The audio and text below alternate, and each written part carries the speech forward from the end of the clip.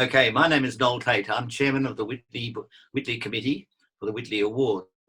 And welcome to the COVID-19 pandemically affected Whitley Awards for 2020.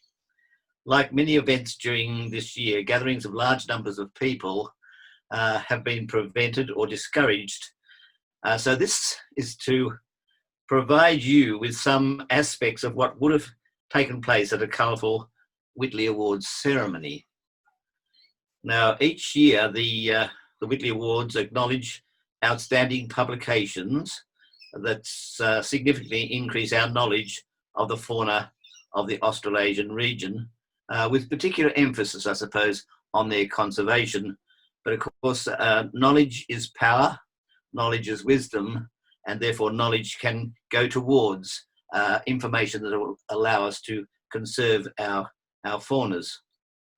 Now, the two most prestigious awards are the Whitley Medal for the author and editor of the most outstanding book published in the previous year.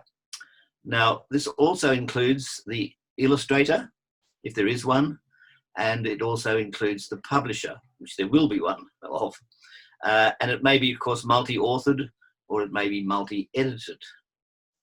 Now, these awards, this Whitley Medal plus a certificate of special commendation, which is a lifetime of zoological publishing of an author or editor.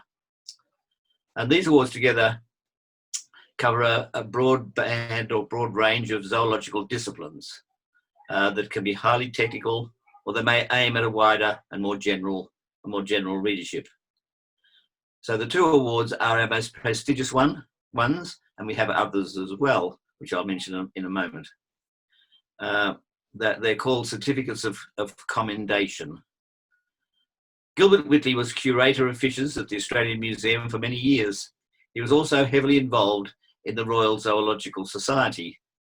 When he died, he left an item in his will to support the publication of books relevant to the conservation of the fauna of Australasia.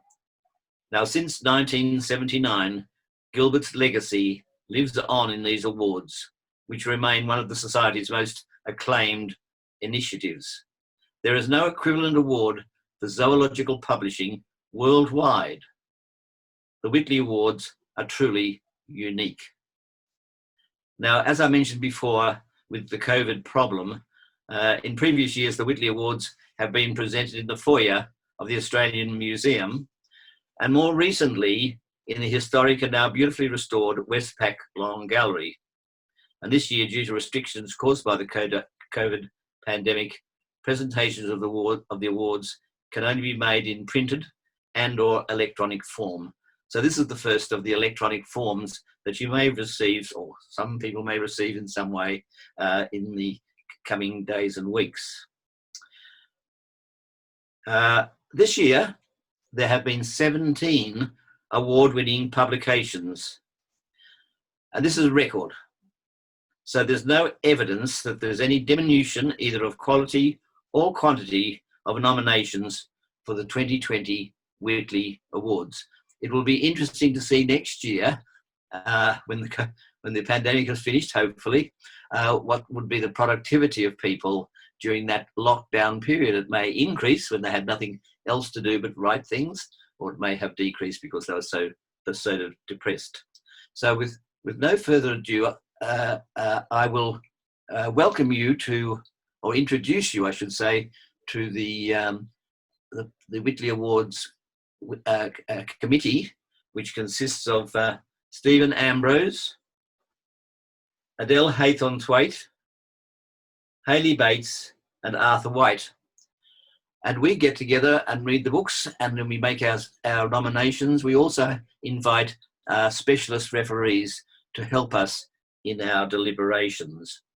These can come from the Society, they can come from the Council, or they can be the general zoological fraternity. So without further ado, we'll start the presentations, beginning with, as usual, the children's books, because these awards are for young people whose enthusiasm may be engendered by reading these books, and therefore go on to become keen naturalists, and heaven only knows, they might even become professional zoologists. Thank you very much.